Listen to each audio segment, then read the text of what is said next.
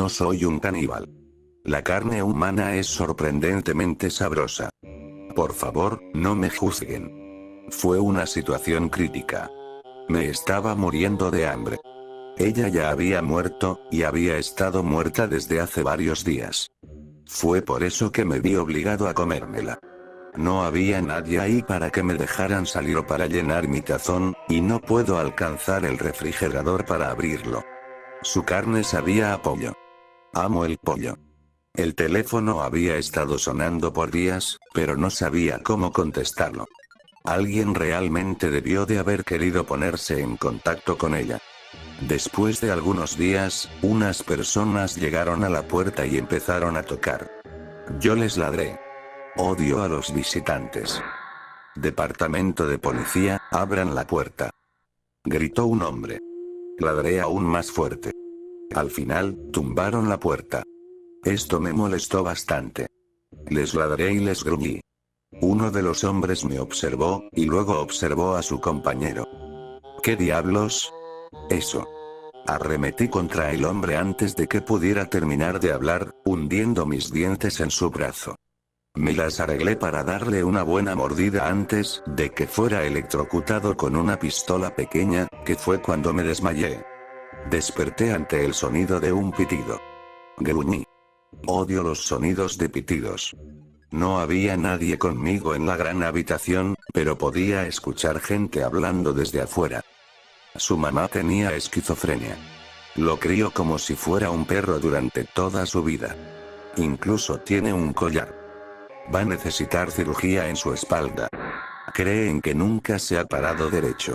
Solo camina en 4 patas. Ese pobre niño. No puedo imaginarme vivir así por 15 años. ¿Cómo era que lo llamaba? ¿Milo? Ladeé mi cabeza cuando escuché mi nombre. Mi lengua se salió y jadeé felizmente.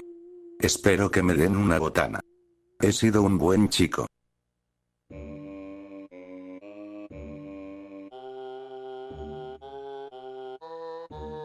El hombre del piso de arriba. Cuando la noticia fue transmitida por la televisión, solté mi cuchara inmediatamente y dejé de comer. El secuestrador murió en el tiroteo, habló el reportero. La policía dice que un profesor local de historia atrajo a una de sus estudiantes a su camioneta, diciéndole que su nuevo cachorro había dejado de respirar. Cuando su fotografía apareció en la pantalla, me sentí aturdida. El perpetrador ha sido identificado como este hombre, el profesor Peter O'Malley. Era un hombre que conocía. El hombre que vivía en el piso de arriba. Por fortuna para su víctima potencial, un policía fuera de servicio atestiguó a O'Malley forcejeando para colocar a la mujer en su asiento trasero, y sacó su arma oculta. A mi lado, en el sofá, mi hijo se despertaba de su sueño intermitentemente. Bajé el volumen para que no pudiera escuchar. Don O'Malley siempre había sido muy amable con él. Cuando O'Malley desenfundó su propia arma, el oficial descargó 6 municiones, matando al profesor. Recordé las sirenas que había escuchado más temprano por la mañana. Las pisadas fuertes que había ignorado. No comprendí lo que significaban. No sabía que la policía estuvo investigando el edificio. Simplemente estoy feliz con que ese psicópata no finalizara su crimen, dijo el policía fuera de servicio. Es un alivio que nadie más tenga que sufrir por su culpa, comentó la esposa del hombre. Pero estaban equivocados. Vacié el cereal de mi tazón y lo regresé a la bolsa. Luego lo coloqué en la alacena junto con el resto de nuestra comida.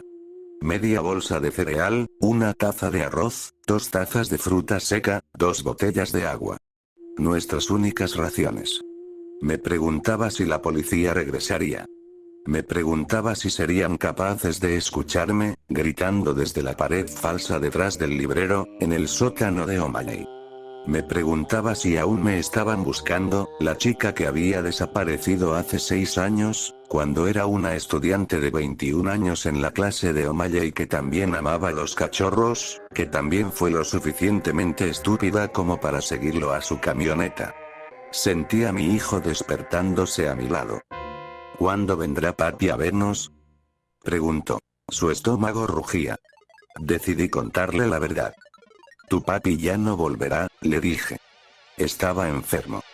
Tu papi era un hombre muy enfermo.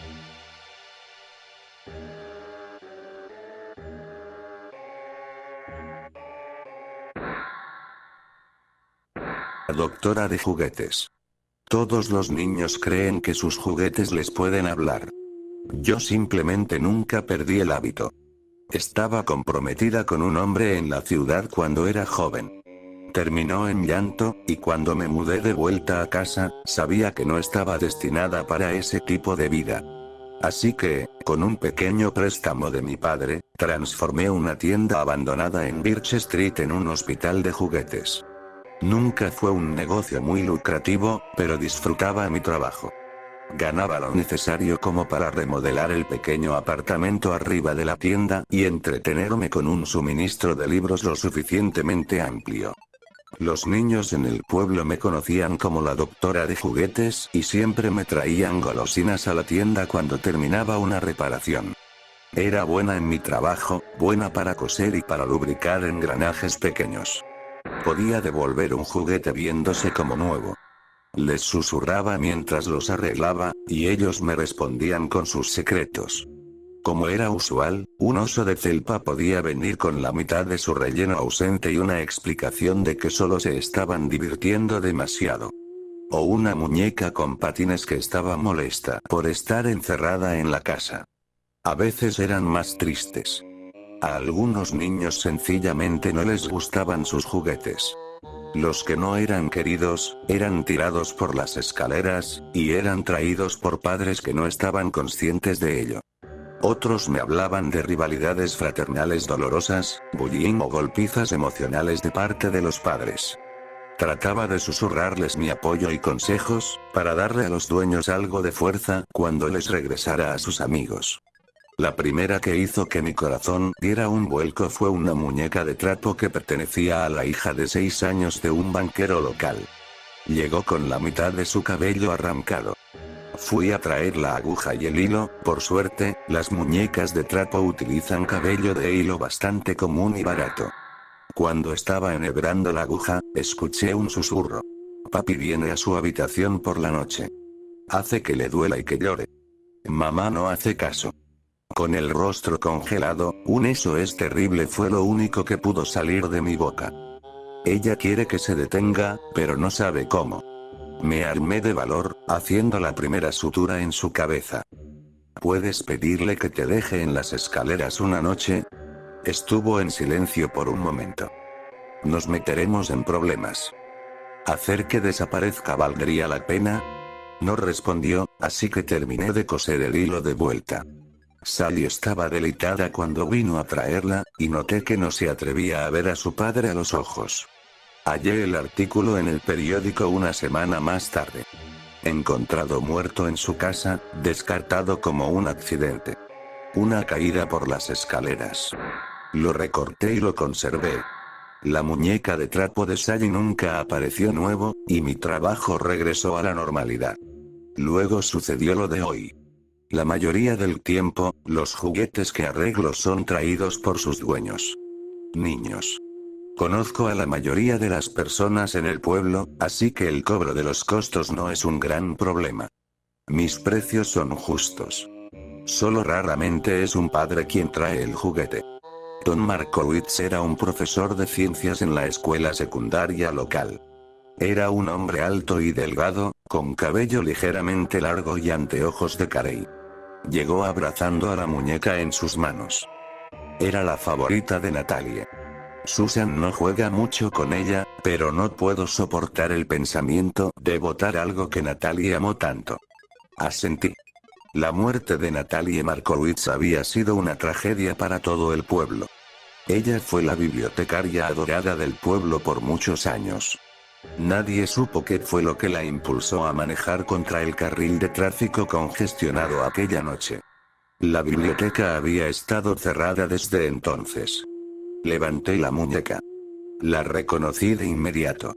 Era una de las primeras muñecas que hablaban a cuerda. Debí de haber arreglado docenas de ellas en mis años inaugurales. La misma cola de caballo rubia, camisa blanca impecable y suéter rojo. La llamaban Betty Balbuceos. Era tratada como una reliquia familiar, un coleccionable. Susan Markowitz ya era una adolescente. Era improbable que en realidad siguiera jugando con la muñeca, si es que lo hacía. Jalé la cuerda, solo para oír un quejido lento y distorsionado.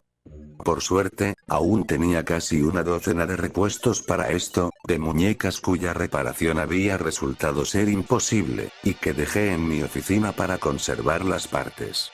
Cuando hice a un lado mis herramientas y jalé la cuerda en la espalda de la muñeca, dejó escapar la voz animosa de la actriz diciendo: Mami, ¿qué es lo que ya no puedes hacer? Le pregunté, guardando mis herramientas en el cajón y agarrando el trapo para limpiar la piel plástica de la muñeca. Anticipaba algo sobre escuchar el duelo de Susan y su padre. No esperaba lo que escuché entonces. Mantuve las sombras lejos de Nati por muchos años. Salían de su closet, y yo me esforzaba con todo lo que tenía. Jalaba mi propia cuerda y gritaba ante la noche. A veces se asustaba, la despertaba. Ella nunca veía a las sombras disiparse cuando lo hacía. Suspiró. Escuchar el suspiro de una muñeca es algo extraño. Sonaba como si necesitara un buen trago. Luego me guardó, en el garaje, desde donde ni siquiera podía saber si aún estaban yendo tras ella. Cuando Mark me trajo, ya la habían alcanzado. Otra pausa larga mientras refregaba todos los signos de la edad en sus miembros. Pensé que quizás se habían ido. Pero anoche salieron del closet de nuevo. Yo me encontraba en el estante superior, encima de ellos. Jalé mi cuerda con tanta fuerza que la arranqué y me caí del estante. Eso despertó a Susan, pero cuando las sombras se esparcieron, escuché que una de ellas se reía mientras yo yacía en el piso. Ya no puedo seguir con esto. Nunca me consideré una mujer muy religiosa, pero sí creía. Creí tan fuerte como pude mientras sacaba mis herramientas de nuevo y abría a Betty una vez más. El pequeño crucifijo de metal cupo casi perfectamente en el espacio entre su caja de voz y el cuadrado plástico que la cubría. Cuando regreses, ve a su lado en la cama. Mientras más cerca estés, más fácil será protegerla. Betty me observó con sus ojos sólidos café oscuro. Es posible que las sombras te encuentren. Sonreí gentilmente. Tengo una ventaja. Todos los juguetes están aquí. Todos aún me dicen lo que ven por la noche. Luego arreglé su vestido y fui a llamar a Don Markowitz para decirle que el trabajo estaba hecho.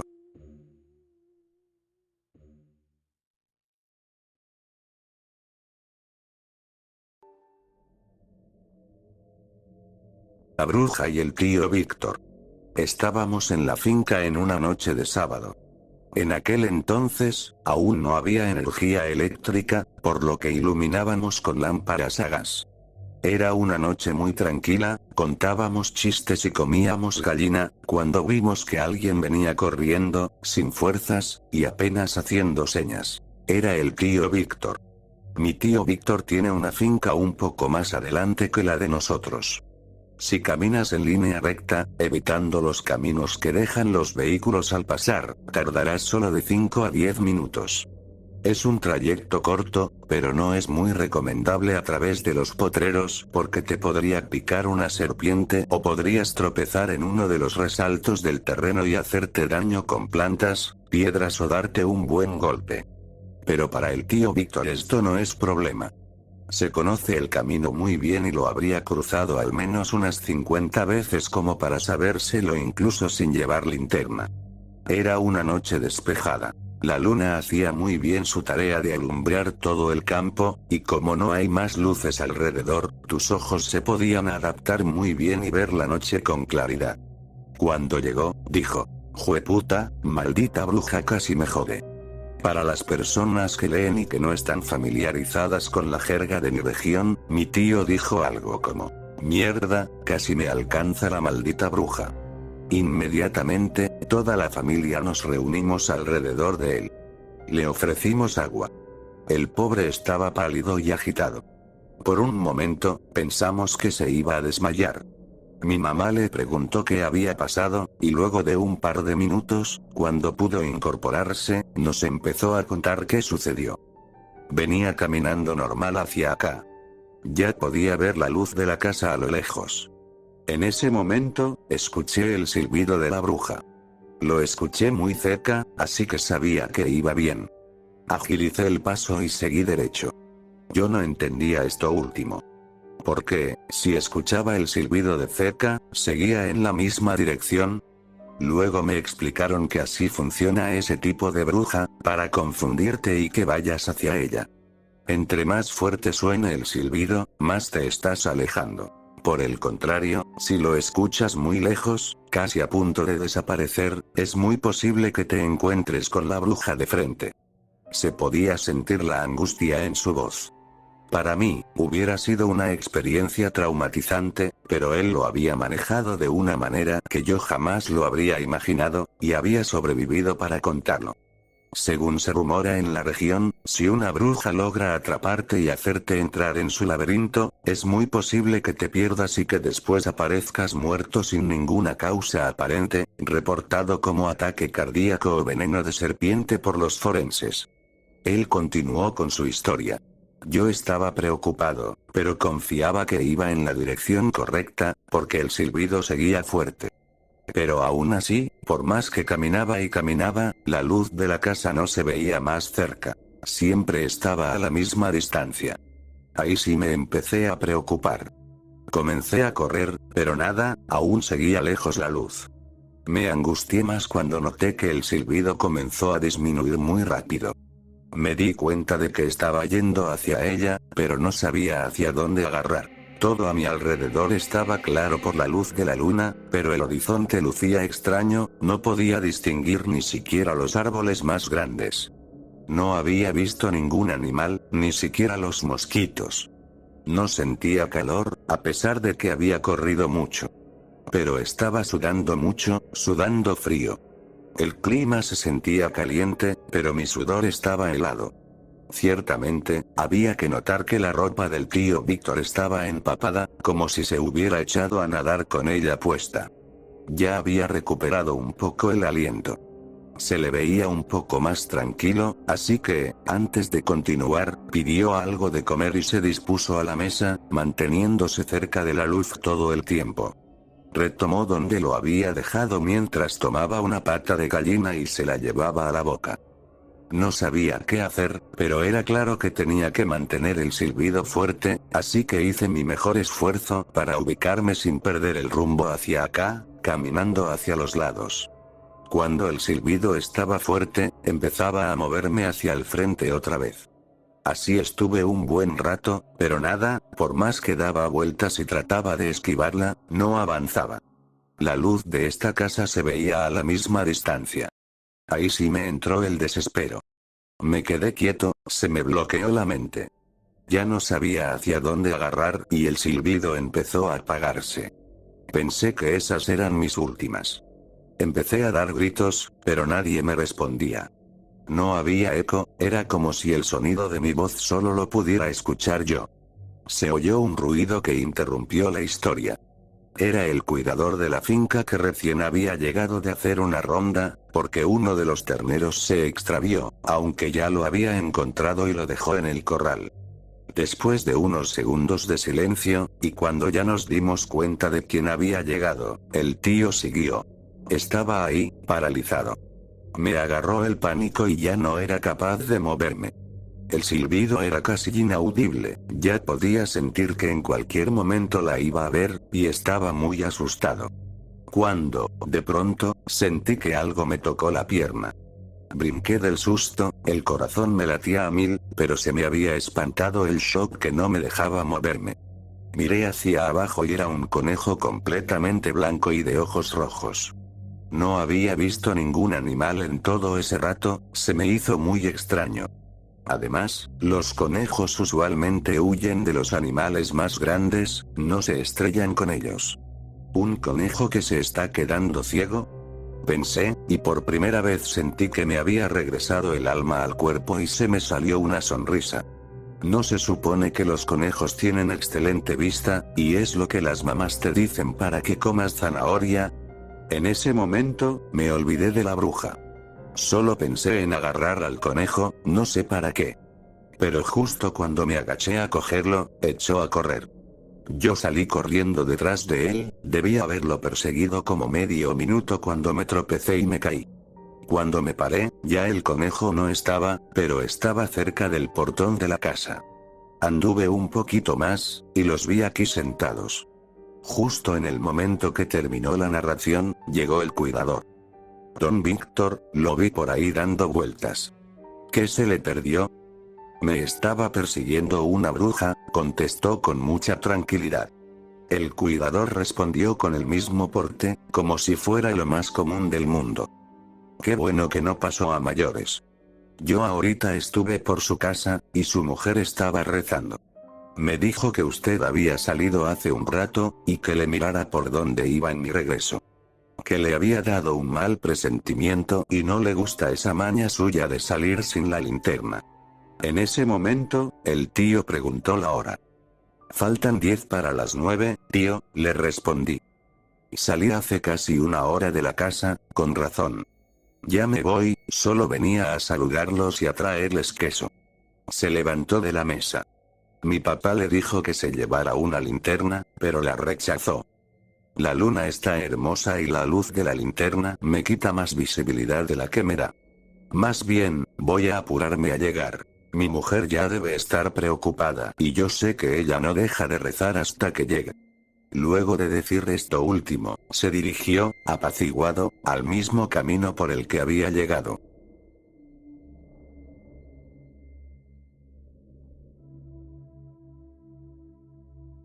Expreso. Abordé el expreso Vargas de Estelí a Managua a las 6:45 de la mañana. Esperaba un viaje normal. 2 horas entre montañas, valles y lagunas, serpenteando en la carretera con una abrupta transición entre la frescura del pino y el infernal calor de la capital. Pero no fue normal, pues marcó mi vida para siempre. Me enamoré de ella, sí, completamente. Y hoy no la tengo. Se subió al bus en el kilómetro 138 y lo inundó completamente con su belleza. Nadie la notó.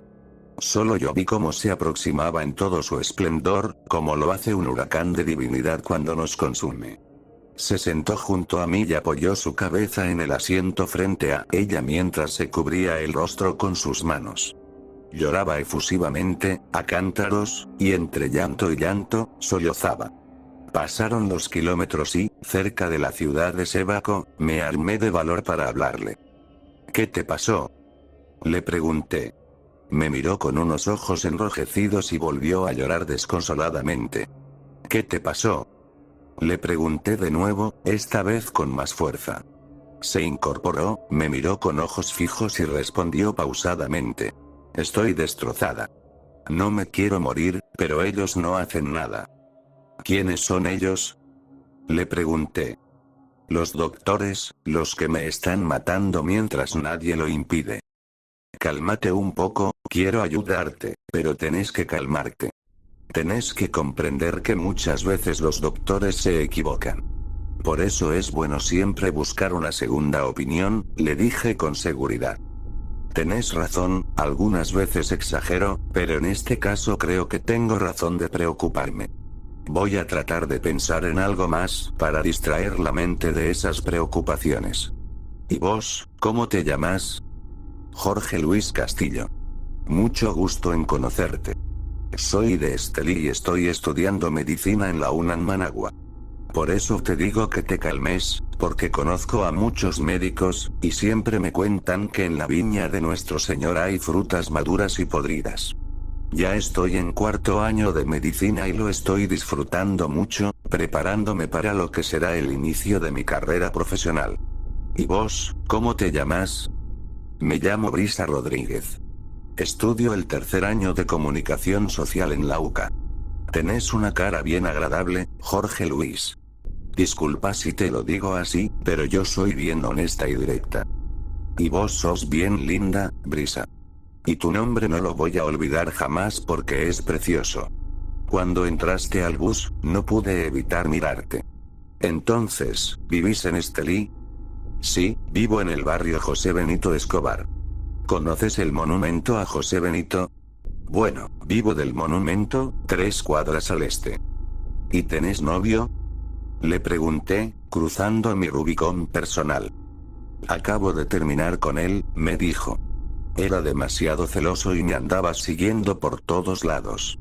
Yo nunca le di ningún motivo, pero ya sabes cómo es una persona celosa, se ciega y se ahoga en un vaso de agua aún sin motivo aparente, continuó mientras pasábamos por las playitas. Así que ahora estoy soltera y bastante triste por este asunto. Te agradezco mucho. El hecho de hablarlo con vos me ha permitido desahogarme un poco. De nada. Es bueno ayudar a las personas que lo necesitan, sobre todo a una persona tan linda como vos, le respondí con el tono de un loco enamorado a primera vista. Parece que sos todo un caballero, Jorge. Me caes bien y me haces sentir mejor, me dijo con una sonrisa que recuerdo hasta hoy.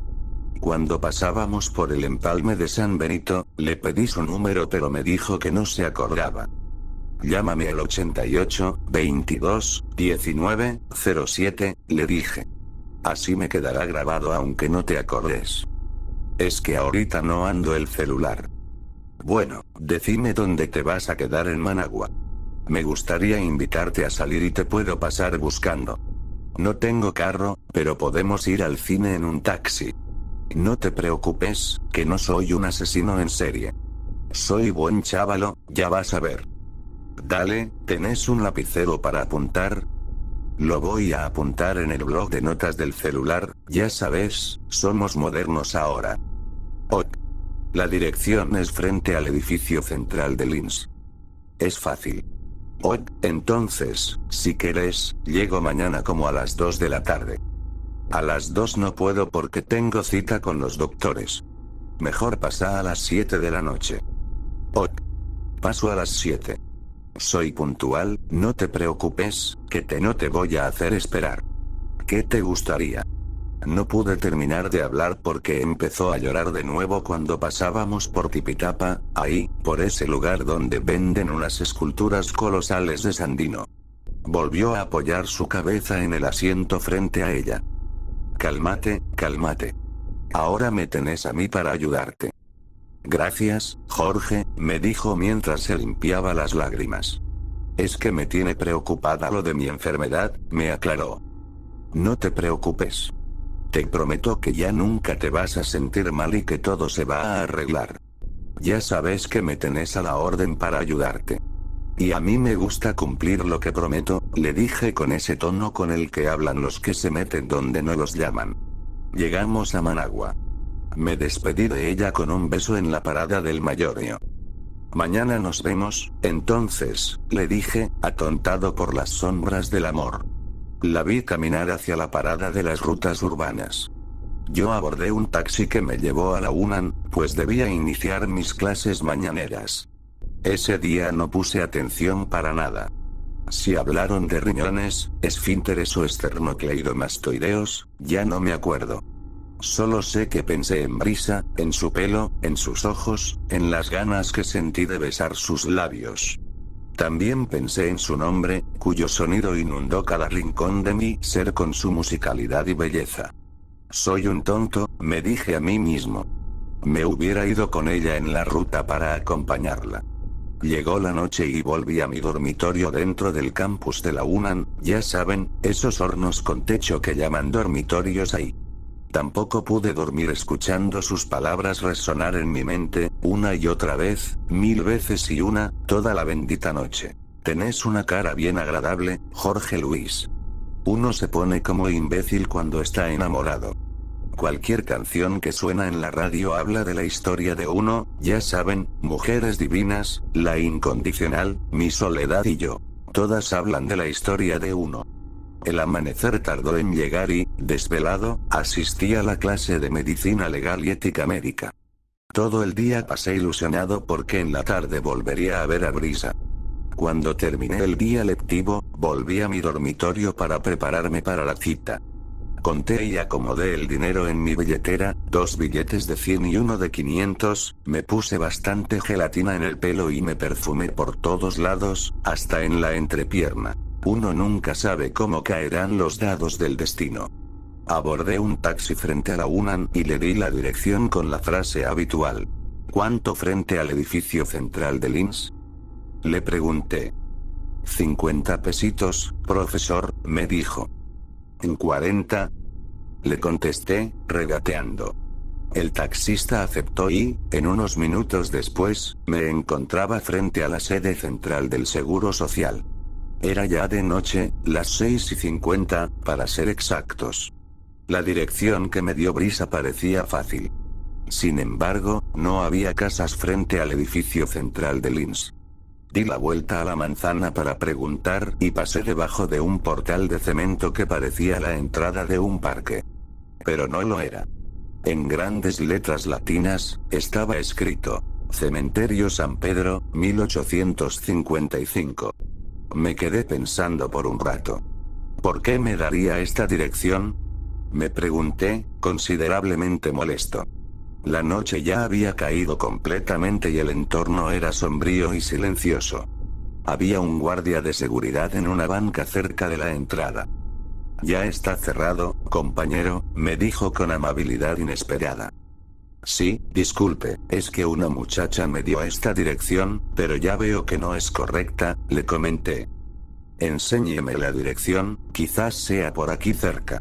Le mostré el registro en el bloc de notas del celular. Su cara cambió de semblante repentinamente, sus ojos iluminados por la luz del teléfono. ¿Esta muchacha te dio esta dirección? Me preguntó mientras se le quebraba la voz. Sí, ella me la dio. ¿Por qué? Vení, te voy a abrir. Tenés que ver esto. Apúrate. Abrió el portón de hierro forjado y, al hacerlo, las viejas bisagras sonaron como suenan las puertas que no deben abrirse. Lo seguí por un sendero de piedras que serpenteaba de un lado a otro, entre tumbas y criptas, entre cruces quebradas y estatuas de ángeles con caras tristemente desgarradoras. Llegamos a una cripta construida recientemente. Hace un año, me dijo, en el cementerio de San Pedro, se volvieron a aceptar nuevas personas para ser enterradas. Esta cripta es la más reciente. Mira lo que dice en la lápida, me solicitó mientras alumbraba con su foco. Asombrado, me acerqué con cuidado sintiendo como el barro se movía bajo mis pies. Leí la inscripción en el mármol, rematado el letrero con una cruz y una flor de lis dorada. Las letras tenían un inusual brillo plateado que resaltaba con la luz del foco como si hubieran sido escritas con polvo de estrellas. Brisa Rodríguez Valenzuela. 15 de agosto de 1990, 9 de abril de 2014. Aquí yace la brisa, junto al sol, la luna y las constelaciones. En un mundo imperfecto, descansa aquí la mujer que da balance al universo. Recuerdo cariñoso de sus padres, hermanos y compañeros. No podía creerlo, pero había sucedido. Yo no estaba loco. Hablé con ella y también me enamoré. Con más tristeza que miedo, me arrodillé frente a su tumba, sin importarme el lodo que manchaba mi pantalón. Elevé una plegaria en su nombre. Déjala descansar, Dios. Déjala encontrar el camino hacia la paz eterna, le imploré con la mayor de las firmezas, la fe de otros tiempos dictándome las palabras. El guardia de seguridad me palmeó la espalda y me hizo regresar a la realidad. Lo siento, pero ya tiene que salirse, compañero, me dijo. Si lo ven aquí, me corren, continuó. Le agradecí su amabilidad y estreché su mano, como se estrecha la de un amigo de infancia que en nuestra adultez continúa a nuestro lado. Me escoltó hacia la salida, caminando y alumbrando detrás de mí. Cuando pasé por el portón, volteé para despedirme, pero sorpresivamente él ya no estaba ahí. La experiencia marcó mi corazón con una mezcla de sentimientos. Amor, odio, terror y tristeza, fundidos todos en una extraña quinta esencia, exprimiéndome el alma, devorando lo poco que me quedaba de humanidad. Pero entre todas las sombras, persistía la fuerza de su recuerdo, la belleza de su rostro y la inconfundible ternura de sus palabras. Parece que sos todo un caballero, Jorge. Me caes bien y me haces sentir mejor. Volví a la universidad y esa noche no pude dormir pensando en ella y en mi experiencia, como negándome a aceptar que algunas cosas son simplemente imposibles. Sentado frente al computador, seguí mi costumbre de leer la edición electrónica de la prensa. La primera noticia llamó mi atención. Mis ojos no podían creer lo que leía. Doctoras acusadas de homicidio imprudente. El Ministerio Público acusó este lunes a Juana Mendoza y Juliana Lacayo, médicos del Hospital de Avelino, por homicidio imprudente en prejuicio de Brisa Rodríguez Valenzuela, estudiante de periodismo, quien falleció el pasado 9 de abril de febrero de 2014 en dicho centro hospitalario.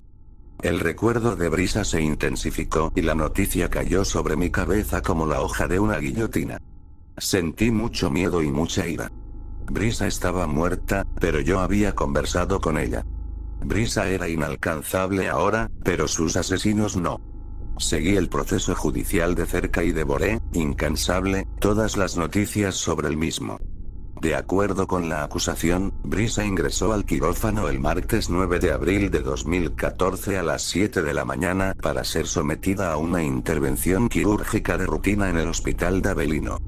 El informe decía: por una fatal falla organizativa de la sala de operaciones, entre los líquidos utilizados para embeber las gasas que se estaban colocando a Brisa Rodríguez, se utilizó un frasco que contenía hidróxido de sodio al 10%, una sustancia cáustica que resultaría fatal para la paciente.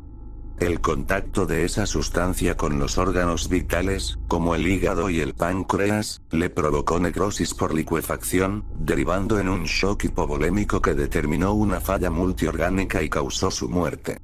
Mi alma se oscureció y se llenó de odio, el odio que solo habita en los seres más terribles. ¿Qué falta me hace su cara? ¿Cómo la extraño en estos momentos? Si hay un infierno, no creo que sea un lugar donde se queman las almas. Creo conocerlo bien. Se llama soledad. El caso parecía cerrado, y esperé con ansias la condena para los asesinos de Brisa. Por azares del destino y la política, el veredicto trajo muchas sorpresas. El día en que se anunciaría el veredicto, asistí al nuevo complejo judicial de Managua, un edificio grandísimo que figura como estandarte simulado de la justicia en nuestro país. El lugar estaba repleto de familiares, periodistas y colegas de las acusadas. Estos últimos gritaban improperios a los familiares de Brisa, indicándoles que ese día se haría justicia. Por las pantallas de televisión ubicadas en la sala de visitas del complejo, pude ver cómo ingresaban las acusadas y los familiares de Brisa a la sala del juicio. Una señora mayor, que debía ser su madre, caminaba apoyada en el hombro de un señor que vestía camisa y pantalón negro. La señora lucía demacrada, como alguien que ha vertido su alma en cada lágrima. El juez hojeó un documento en el expediente, un gigantesco paquete verde repleto de papeles, fotografías y folders. Pidió a las acusadas que se pusieran de pie para escuchar el veredicto. Lo que leyó el juez me golpeó la cara con la fuerza de un cruzado de izquierda. Las acusadas, Juana Mendoza y Juliana Lacayo, doctoras del Hospital de Avelino, son declaradas inocentes en el caso ligado a la muerte de la joven Brisa Rodríguez Valenzuela. Las pruebas aportadas por el Ministerio Público carecieron de contundencia y suficiencia. Por ende, haciendo uso de los poderes de los que dispongo, ordeno que sean puestas en libertad de forma inmediata. Un grito de júbilo inundó la sala de espera. Los colegas de las acusadas gritaban consignas y cantos repetitivos de justicia. Los familiares y compañeros de Brisa, inundados por la confusión del veredicto, se aglomeraron en una esquina del salón y se quedaron callados mientras el mundo se les venía encima. Yo salí del edificio y me acomodé entre los mirones que se agruparon frente a la entrada del complejo. La fuerza antimotines de la Policía Nacional formó un anillo de seguridad. Entonces las vi salir. Juana Mendoza iba al frente y gritaba con alegría: "No nos la hizo esa chavala estúpida. Se hizo justicia", decía mientras se reía y levantaba sus manos con jubilosos ademanes. Juliana Lacayo iba detrás, sus manos en posición de oración y sus ojos llenos de lágrimas de alegría. Por segunda vez en mi vida, tuve valor. La primera vez fue cuando me atreví a hablarle a Brisa en el expreso. Esta vez, sin embargo, el valor me impulsó más allá. Pasé por debajo de los brazos de los policías y tomé la pistola de uno de ellos. Durante lo que parecieron siglos, caminé despacio hasta el centro del anillo, levanté el arma a la altura de mis ojos, apunté bien y, con todas mis ganas, alé el gatillo. A la doctora Juana Mendoza le disparé en la frente y en el estómago, y a Juliana le di en el ojo y en el hombro.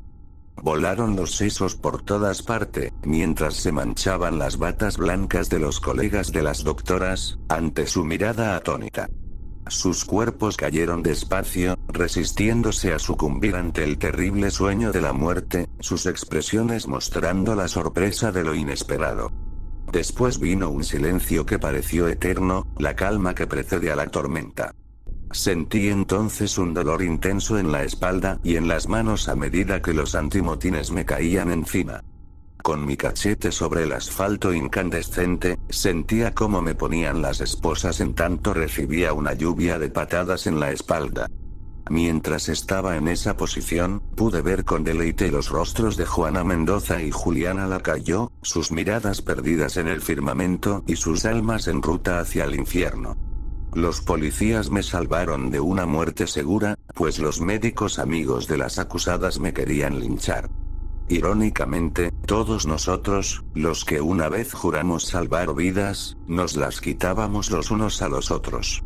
Lo único que me reconfortó fue el canto de los familiares de Brisa, los que antes estaban calladitos en un rincón. Cantaron con furia y júbilo mientras los papeles se invertían y la tortilla se daba la vuelta. Justicia, justicia, justicia. Gritaron en la cara de los que les habían gritado lo mismo unos momentos atrás. La cara de la madre de Brisa no tenía precio. En sus arrugas pude leer un gracias gigantesco. Mi proceso judicial alcanzó las primeras planas de todos los periódicos. Se realizó a puerta cerrada por razones de seguridad. Fui declarado culpable y condenado a 30 años. A 30 años. Si no me matan antes, saldré de aquí como un viejito, como un árbol marchito que trata de seguirle el paso a un mundo vertiginoso. Cada día está más llena esta celda y cada día se hace más chiquita. Hoy empecé a trabajar en la clínica del centro penitenciario, donde me mandaron por mis conocimientos médicos. Mi mamá me visita todos los domingos. Mi papá no quiere verme, pues se avergüenza de mí y de lo que hice. Lo decepcioné por completo. Él quería otro futuro para mí, quería verme como un médico exitoso. En su egoísmo y deseo de querer que yo realizara sus sueños frustrados, eligió culparme para siempre y nunca me perdonó. Mi mamá me trae cigarros y comida caliente, un privilegio que muchos en este lugar no tienen. Disfruto mucho sus visitas y le pregunto cosas de afuera para hacer más pasaderos los días. Le he pedido que no venga, porque la gente que está aquí conmigo es impredecible. Este lugar te quita la luz del rostro. Las barras y los muros le recuerdan a uno lo feliz que era antes de venir aquí. Si alguna vez salgo, espero tener fuerzas para trabajar y para hacer algo de provecho. Recuerdo con nostalgia mis días en libertad y sufro todas las noches en la celda. Se escuchan llantos y ruidos lejanos, golpes y gemidos en las literas, el mal olor de los inodoros crean un ambiente inmundo que se empeora con la dureza de las camas. Por ahora, la rutina me saca de quicio y mis compañeros de celda no son los más amigables. A un muchacho nuevo lo violaron ayer. Y aquí no puedes decir nada, porque si hablas, te morís. Le debo varios favores a uno de los reos, y sé que pronto, muy pronto, me hará pagar. Duermo en una celda con muchos hombres, pero me siento perdido y solo, como si no estuviera con nadie. Como dije, conozco bien el nombre del infierno. Se llama soledad. Espero poder salir vivo algún día porque, solo tengo un anhelo más. Abordar un expreso a Estelí con la esperanza de encontrarme nuevamente con Brisa para verla sonriendo y disfrutar de su belleza. Quiero decirle que no la he olvidado y que el hombre que se metió donde no lo llamaron, cumplió su promesa.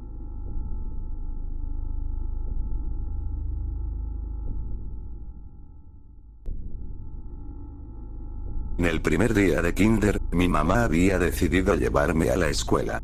Los dos estábamos tan nerviosos que ella quería estar ahí hasta el momento en el que entrara a la clase. Me tomé un poco más de lo esperado para arreglarme debido a mi brazo que no había terminado de sanar.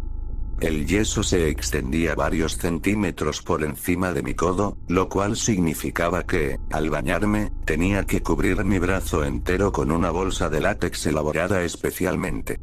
La bolsa había sido diseñada para ser compacta y de manera que su abertura se pudiera sellar, repeliendo el agua que de otra forma destruiría el yeso. Me había vuelto bastante hábil para ajustar la bolsa por mi propia cuenta. Sin embargo, esa mañana, quizá por mi emoción o nerviosismo, no había jalado el tirante con la suficiente firmeza, y a la mitad del baño pude sentir el agua acumulándose dentro de la bolsa y alrededor de mis dedos. Salté hacia afuera y rompí el escudo de látex, pero podía sentir que la masa anteriormente rígida se había suavizado después de absorber el agua. No existe ninguna forma de limpiar efectivamente el área entre tu cuerpo y el yeso. La piel muerta, que normalmente se hubiera caído, solo se queda ahí. Cuando se humedece, emite un hedor, y este hedor aparentemente es proporcional a la cantidad de humedad introducida, ya que poco después de que traté de secarme, fui agredido por la poderosa esencia de podrido. Conforme seguí frotando el yeso agitadamente con la toalla, este empezó a desintegrarse. Me estaba sintiendo cada vez más estresado. Había asignado tanto esfuerzo a mi primer día de escuela como un niño era capaz de hacerlo. Me había sentado con mi mamá escogiendo mi ropa la noche anterior. Había invertido mucho tiempo seleccionando mi mochila. Y había albergado la anticipación excesiva de mostrarle a todos mi lonchera que tenía a las tortugas ninja en ella. Había caído en el hábito de mi mamá de referirme a estos niños, que aún no había conocido, como mis amigos, pero a medida que la condición del yeso empeoraba, me sentía profundamente triste ante el pensamiento de que no podría aplicar esa etiqueta con nadie para cuando el día finalizara. Derrotado, se lo enseñé a mi mamá. Sacar la mayoría de la humedad nos tomó 30 minutos. Para solucionar el problema del olor, mi mamá cortó capas de jabón y las metió por debajo del yeso para enmascarar el olor rancio con uno más agradable. Una vez que llegamos a la escuela, mis compañeros de clase ya habían iniciado su segunda actividad, y yo fui delegado a uno de los equipos. No se me aclaró cuáles eran las instrucciones de la actividad, y dentro de 5 minutos ya había violado las reglas tan irreparablemente, que los demás miembros del equipo se quejaron con la maestra y la cuestionaron sobre por qué tenía que estar con ellos. Había traído un marcador a la escuela con la esperanza de que pudiera recolectar algunas firmas o dibujos para mi yeso, y súbitamente me sentía torpe por tener el marcador en mi bolsillo. A los preescolares se nos reservaba la cafetería para almorzar, pero algunas de las mesas no estaban disponibles, de modo que nadie se tuviera que sentar solo. Estaba rasguñándome tímidamente bajo los extremos quebradizos de mi yeso cuando un niño se sentó frente a mí. «Me gusta tu lonchera», comentó.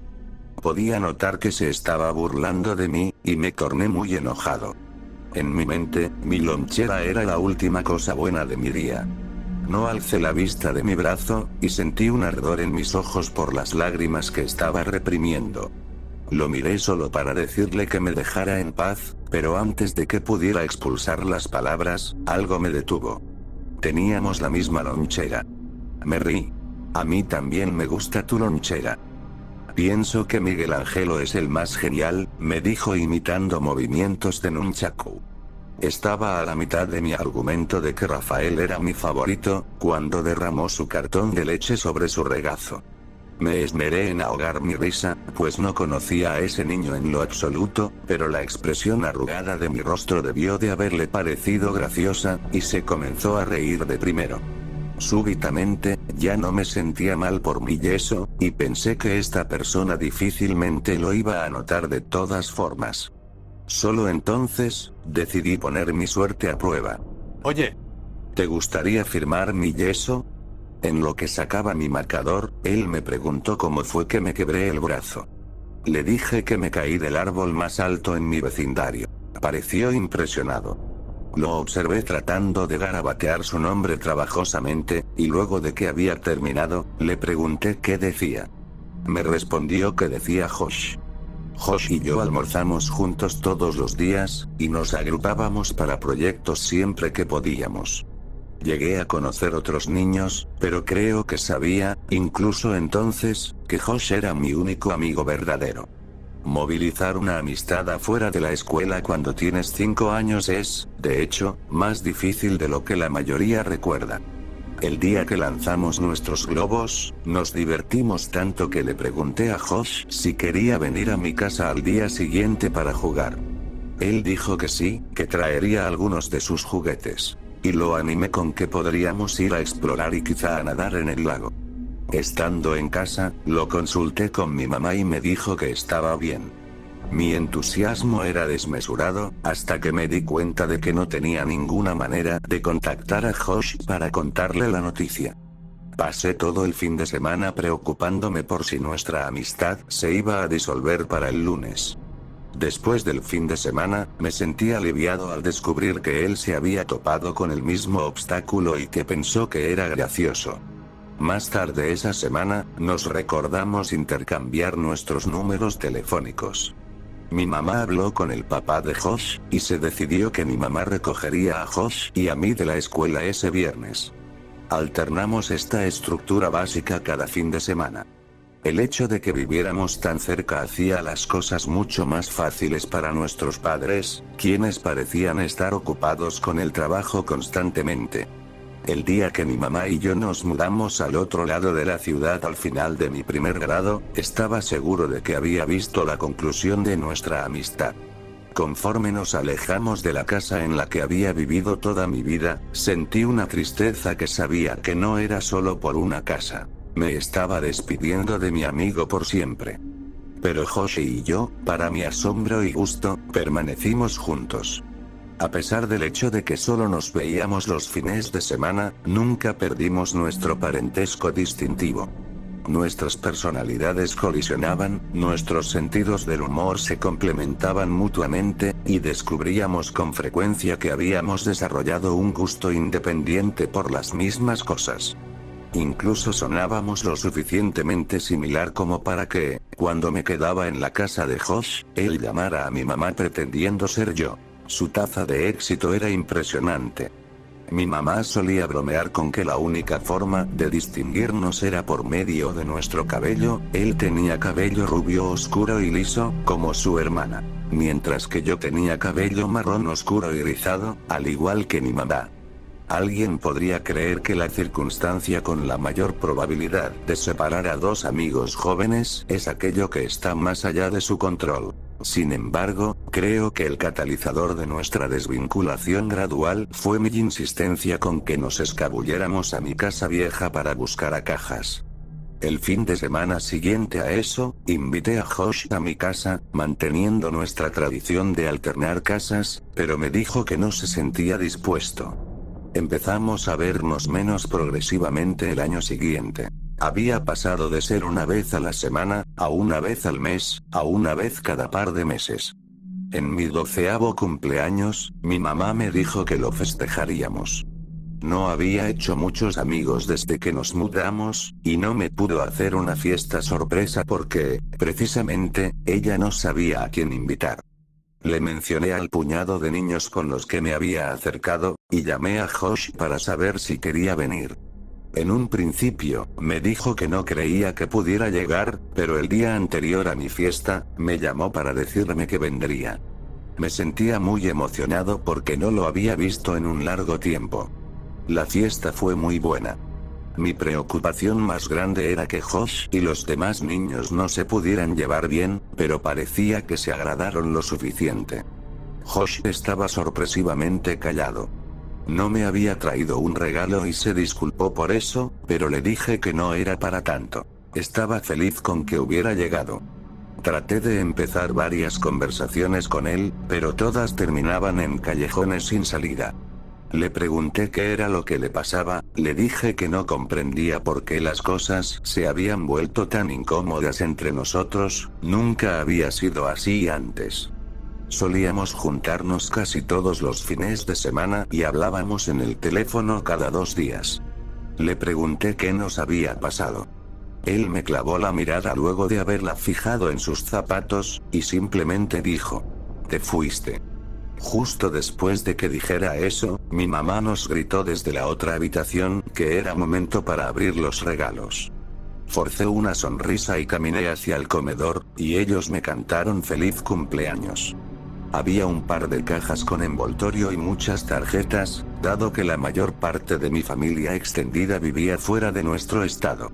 Los regalos eran tontos y poco memorables, aunque recuerdo que Brian me dio un juguete de Mighty Max en la forma de una serpiente que conservé por muchos años. Mi mamá había insistido con que abriera todas las tarjetas que me habían mandado y que le agradeciera a todas las personas que me habían dado una, porque hace muchos años, en Navidad, había roto los envoltorios y los sobres con tanto fervor que había destruido la posibilidad de discernir quién me había mandado cuál regalo, o cuál cantidad de dinero. Separamos los que habían sido enviados en el correo de los que me habían traído ese día, para que mis amigos no tuvieran que ser espectadores de los regalos de personas que nunca habían conocido. La mayoría de las cartas de mis amigos tenían un par de dólares en ellas, y las de los miembros de mi familia contenían billetes más grandes. Un sobre no tenía ningún nombre escrito en él, pero estaba en la pila, así que lo abrí. La tarjeta tenía un patrón floral genérico por el frente, y estaba un poco sucia, dando la impresión de que era una tarjeta que había sido recibida por alguien más, quien ahora la estaba reciclando para mi cumpleaños. En realidad, apreciaba la idea de que reutilizaran la tarjeta. Siempre había pensado que las tarjetas eran tontas. La incliné de manera que el dinero no se fuera a caer cuando la abriera, pero lo único que contenía en el interior era un mensaje que venía impreso en la tarjeta. Te amo. Quien quiera que me había dado esa carta, no había escrito nada en ella, pero había remarcado un círculo alrededor del mensaje. Me reí un poco y dije: rayos, gracias por la increíble tarjeta, mamá. Ella me vio con los ojos entrecerrados, y luego dirigió su atención a la tarjeta. Me dijo que no era de ella, y se veía jocosa cuando se la mostró a mis amigos, observando sus expresiones para tratar de identificar quién había hecho la broma. Ninguno de los niños dio un paso al frente, y mi mamá dijo: no te preocupes, cariño. Al menos ahora sabes que 2 personas te aman. Enfatizó eso con un beso extremadamente prolongado y cursi en mi frente, que transformó la perplejidad del grupo en histeria. Todos se estaban riendo, así que pudo haber sido cualquiera de ellos, pero Mike parecía estarse riendo más fuerte. Para convertirme en un participante en vez del sujeto del chiste, le dije que solo porque me hubiera dado una tarjeta, no debería pensar que lo iba a besar más tarde. Todos nos reímos, y cuando miré a Josh, vi que por fin estaba sonriendo. Bueno, creo que ese regalo pudo haber sido el ganador, pero tienes un par más que te falta abrir. Mi mamá deslizó otro regalo frente a mí. Aún estaba sintiendo los temblores de risitas suprimidas en mi abdomen conforme rompía el papel colorido. Al ver el regalo, ya no tenía ninguna necesidad para aguantar mi emoción. Mi sonrisa se volteó mientras veía lo que me había dado. Era un par de walkie-talkies. Pues, adelante. Muéstraselos a todos. Los levanté, y todos parecieron aprobarlo, pero cuando capté la atención de Josh, pude ver que se había tornado de una tonalidad enfermiza de blanco. Entrelazamos nuestros ojos por un momento, y luego se dio la vuelta y caminó hacia la cocina. Mientras lo veía marcar un número en nuestro teléfono fijo, mi mamá me susurró al oído que sabía que Josh y yo no habíamos hablado mucho desde que uno de nuestros walkie-talkies se había roto, así que pensó que esto me gustaría. Fui invadido por un sentido de apreciación intenso hacia la consideración de mi mamá, pero este sentimiento fue sobrecogido por las emociones resucitadas de aquel recuerdo que me había esforzado tanto por enterrar. Cuando todos estaban comiendo pastel, le pregunté a Josh a quién había llamado. Me dijo que no se estaba sintiendo bien, y le avisó a su papá que lo pasara recogiendo. Entendí que se quería ir, pero le dije que deseaba que pudiéramos juntarnos más. Extendí uno de mis walkie-talkies en su dirección, pero él lo rechazó con su mano. Desalentado, le dije: bueno, gracias por venir, supongo. Espero que te pueda ver antes de mi siguiente cumpleaños. Lo siento, trataré de llamarte más a menudo. En serio lo haré. La conversación se atascó mientras esperábamos a su papá cerca de mi puerta. Contemplé su rostro. Josh se veía genuinamente arrepentido de que no se hubiera esforzado más. Pero sentí que su humor se reforzó por una idea que lo había golpeado. Me dijo que ya sabía qué era lo que me iba a dar para mi cumpleaños. Que tardaría un poco, pero que pensaba que me iba a encantar. Parecía portar un mejor espíritu, y se disculpó por haber sido un aguafiestas. Dijo que estaba cansado, que no había podido dormir muy bien. Le pregunté a qué se debía eso cuando abrió la puerta en respuesta a la bocina de su papá.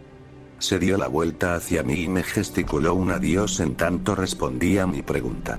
Creo que he estado caminando dormido. Esa fue la última vez que vi a mi amigo, y un par de meses más tarde, se había ido. En la actualidad, mi relación con mi mamá se ha lacerado estas últimas semanas por mis intentos de saber más detalles sobre mi infancia. Es común el caso de que alguien no sepa distinguir el punto de quiebre de algo hasta que se provoca una fractura, y después de la última conversación con mi mamá, imagino que pasaremos el resto de nuestras vidas tratando de reparar lo que nos tomó una vida entera construir. Ella había designado demasiada energía para mantenerme a salvo, tanto física como psicológicamente, pero creo que los muros que pretendían aislarme del daño, también estaban protegiendo su propia estabilidad emocional. A medida que la verdad salió a flote la última vez que hablamos, pude escuchar un estremecimiento en su voz que reverberaba el colapso de su mundo. No imagino que mi mamá y yo seguiremos hablando mucho ahora, y aunque aún existen ciertas cosas que no comprendo, creo que sé lo suficiente. Después de que Josh desapareció, sus padres habían hecho todo lo que pudieron para encontrarlo. Desde el primer día, la policía había sugerido que contactaran a todos los padres de los amigos de Josh para verificar si estaba con alguno de ellos. La policía había sido incapaz de proveer cualquier dato nuevo acerca del paradero de Josh, a pesar del hecho de que habían recibido una llamada anónima de una mujer que les rogaba que compararan ese caso con el caso de acecho que había sido abierto hace 6 años. Si la noción de la realidad de la madre de Josh se debilitó cuando su hijo se esfumó, entonces se rompió cuando Verónica murió. Ella había visto morir a muchas personas en el hospital, pero no hay ninguna medida de desensibilización que pueda inocular a una persona en contra de la muerte de su propio hijo. Ella visitaba a Verónica 2 veces al día, una vez antes de su jornada de trabajo, y una vez después. El día que Verónica murió, su madre salió tarde de su trabajo, y para cuando llegó al hospital de su hija, Verónica ya había sido declarada muerta. Esto fue demasiado para ella, y con el transcurso de las siguientes semanas, se volvió más y más inestable.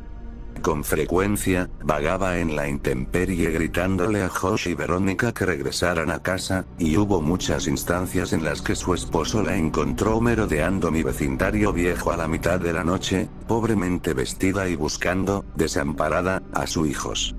A raíz del deterioro mental de su esposa, el papá de Josh ya no podía viajar por su trabajo, y comenzó a tomar trabajos de construcción de menor paga con tal de estar cerca de casa. Cuando se dieron a la tarea de expandir mi viejo vecindario aún más, alrededor de 3 meses después de la muerte de Verónica, el papá de Josh aplicó a todas las vacantes disponibles y fue contratado. Él estaba cualificado para liderar sitios de construcción, pero tomó un trabajo de personal auxiliar para la construcción de marcos y la limpieza de los sitios, y todo lo que se necesitara. Incluso aceptaba los trabajos ocasionales que se presentaban, podar céspedes, reparar cercas. Cualquier cosa que evitara la necesidad de viajar. Ejecutaron una poda del bosque en el área del afluente para transformar la tierra en propiedad habitable. Al papá de Josh se le delegó la responsabilidad de nivelar el terreno deforestado, y este proyecto le garantizaría muchas semanas de trabajo. Al tercer día, llegó a un lugar que no podía nivelar. Cada vez que conducía encima de él, se sentía más bajo que el terreno circundante. Frustrado, se bajó de la máquina para visualizar el área. Estaba tentado a simplemente arrojar tierra en la depresión, pero sabía que eso solo sería una solución estética y temporal.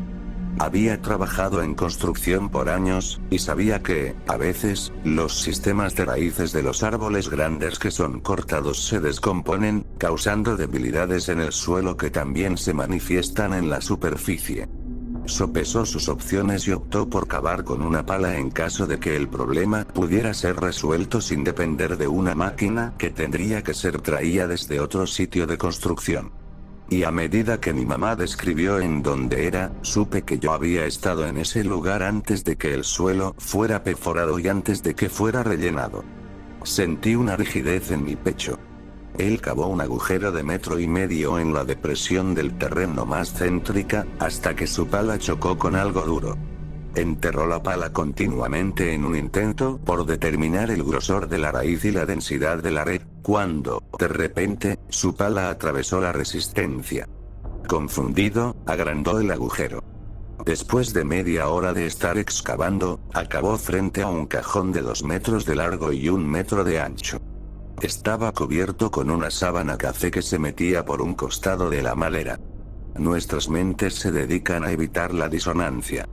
Si albergamos una creencia lo suficientemente fuerte, nuestras mentes rechazarán con vigor la evidencia conflictiva para que podamos conservar la integridad de nuestro entendimiento del universo. Hasta ese preciso momento, y a pesar de todo lo que la lógica hubiese indicado, a pesar del hecho de que una pequeña y sofocada parte de él entendiera encima de qué estaba parado, este hombre sabía, que su hijo estaba vivo. Mi mamá recibió una llamada a las 6 de la noche. Reconoció de quién era, pero no logró entender qué era lo que le decía. Lo que sí comprendió, la hizo salir de inmediato. Aquí abajo, ahora, hijo, Dios, por favor. Cuando llegó, encontró al papá de Josh sentado perfectamente inmóvil con su espalda contra el agujero. Estaba sosteniendo la pala con tanta firmeza que se podría partir, y estaba viendo directamente hacia el frente con ojos que se veían tan muertos como los de un tiburón. No respondió a ninguna de las palabras de mi mamá, y solo reaccionó cuando ella trató de quitarle la pala con gentileza. Arrastró su mirada hacia los ojos de mi mamá, y dijo, no lo entiendo. Repitió eso como si hubiese olvidado todas las demás palabras, y mi mamá aún lo podía escuchar murmurándolo cuando caminó a su lado y dio un vistazo al agujero. Ella me dijo que deseó haberse arrancado los ojos antes de ver hacia el cráter, y yo le contesté que ya sabía qué era lo que estaba a punto de decir, y que no necesitaba continuar. Observé su rostro y estaba expresando una mirada de una desesperación tan marcada, que hizo que mi estómago se volteara. Me di cuenta de que ella había sabido esto por casi 10 años, y que había contado con que nunca me lo tuviera que decir. Como resultado, nunca había entrelazado las palabras apropiadas para describir lo que vio, y mientras estoy sentado aquí, afronto la misma dificultad de articulación. Josh estaba muerto. Su rostro se había hundido y contorsionado de tal manera que era como si la miseria y la desesperanza de todo el mundo hubiesen sido transferidas a él. El olor agresivo del deterioro se elevó desde la cripta, y mi madre se tuvo que cubrir su nariz y boca para impedir que vomitase. La piel de Josh estaba agrietada, casi reptiliana, y un flujo de sangre que surcaba estas líneas se había secado sobre su cara después de haberse acumulado, y también había manchado la madera alrededor de su cabeza. Sus ojos se preservaban semiabiertos, fijados hacia arriba. Mi mamá dijo que, por su aspecto, no había muerto desde hace mucho, y el tiempo no le había conferido la piedad de la degradación para eliminar el dolor y el terror que ahora estaban tallados en su rostro. El resto de su cuerpo, sin embargo, no era visible. Alguien más lo estaba cubriendo. Era grande y yacía boca abajo encima de Josh, y a medida que la mente de mi mamá se ensanchó lo suficiente como para poder absorber lo que sus ojos trataban de decirle, se hizo consciente de la relevancia de la manera en la cual reposaba. Estaba abrazando a Josh.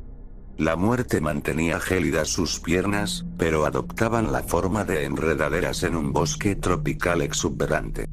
Uno de sus brazos descansaba debajo del cuello de Josh, enrollado en su cuerpo de manera que pudieran acostarse aún más cerca. Cuando el sol pasó a través de los árboles, la luz se reflejó en algo adherido a la camisa de Josh. Mi mamá se encorvó en una rodilla para levantar el cuello de su camisa a la altura de su nariz y poder bloquear el hedor. Al ver qué fue lo que atrapó al sol, sus piernas la abandonaron y casi se cae en la tumba. Era una fotografía mía de cuando era niño. Se tambaleó hacia atrás, jadeando y tiritando, y colisionó con el papá de Josh, quien aún estaba sentado, apartando su mirada del agujero. Comprendió por qué la había llamado, pero no se pudo forzar a sí misma a revelarle lo que le había ocultado a los demás durante todos esos años. La familia de Josh nunca supo nada acerca de la noche en la que yo me desperté en el bosque. Ella sabía que tuvo que haberles dicho, pero contárselo ahora no ayudaría en nada. En tanto se sentaba ahí apoyando su espalda contra el papá de Josh, él habló. No le puedo decir a mi esposa. No le puedo decir que nuestro niño pequeño, su voz menguó cuando presionó su rostro húmedo en sus manos embarradas con tierra. No podría soportarlo. Después de un momento, se puso de pie y se movió hacia la tumba.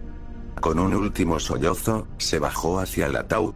El papá de Josh es un hombre grande, pero no era tan grande como el hombre en el cajón. Agarró el reverso de la camisa del sujeto y jaló con fuerza, era como si intentara lanzar al hombre desde la tumba con un solo gesto. Pero la camisa se rasgó y el cuerpo cayó de nuevo sobre su hijo. ¡Hijo de puta!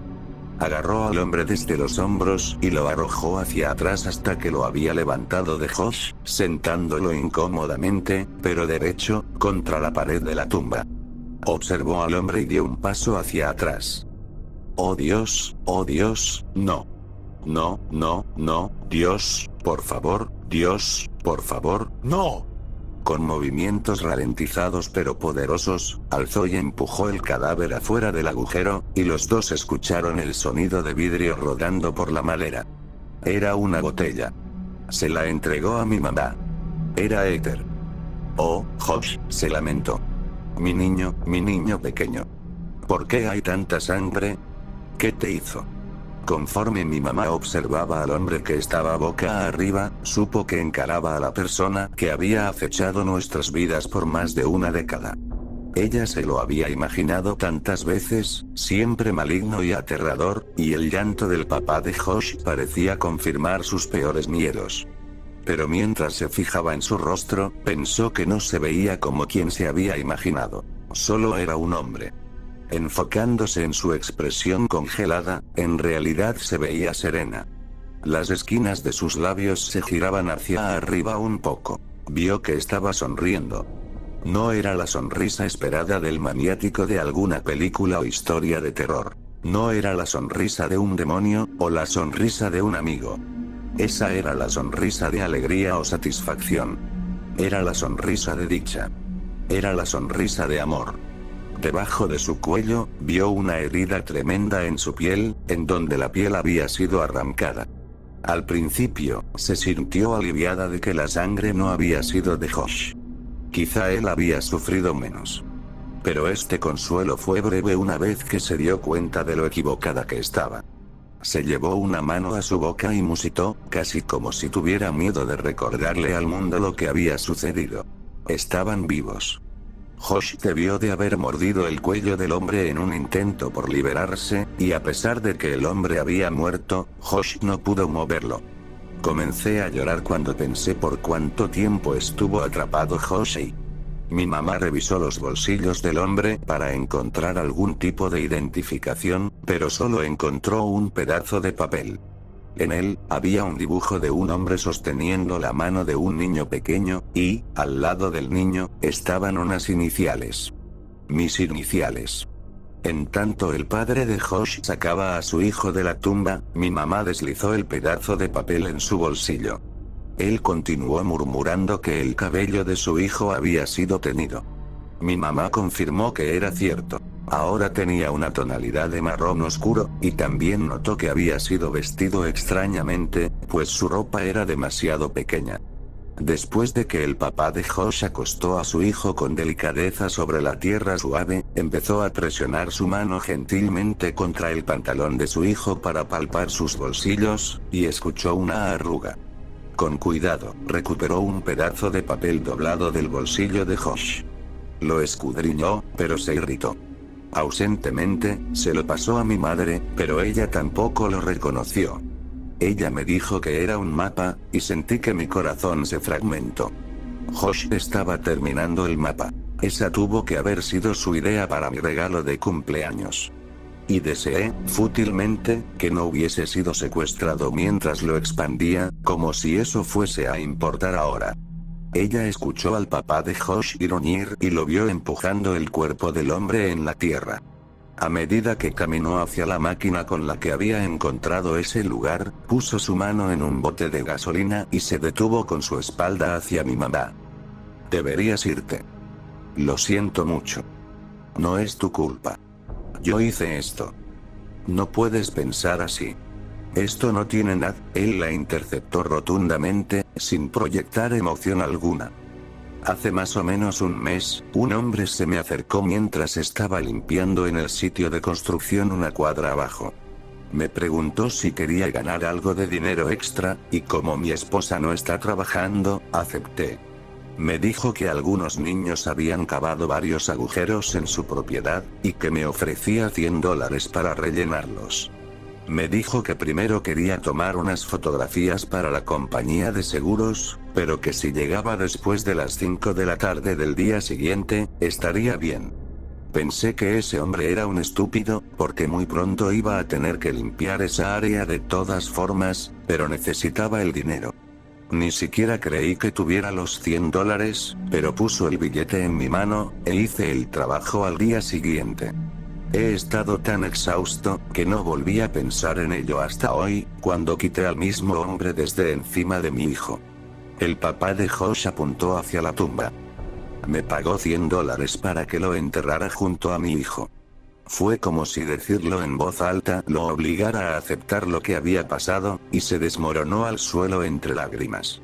Mi mamá no pudo pensar en nada que decir, y solo se mantuvo en silencio hasta que finalmente le preguntó qué era lo que iba a hacer con Josh. Su última morada no será aquí con ese monstruo. Cuando mi mamá dio un vistazo hacia atrás, habiendo llegado a su auto, pudo ver humo negro ondulándose y neutralizando el ámbar del cielo. Y ansió, contra todas las esperanzas, que los padres de Josh estuvieran bien. Abandoné la casa de mi mamá sin decir mucho más. Le dije que la amaba, y que hablaría con ella pronto, pero no sé lo que esa palabra implica para nosotros. Me subí a mi auto y me fui.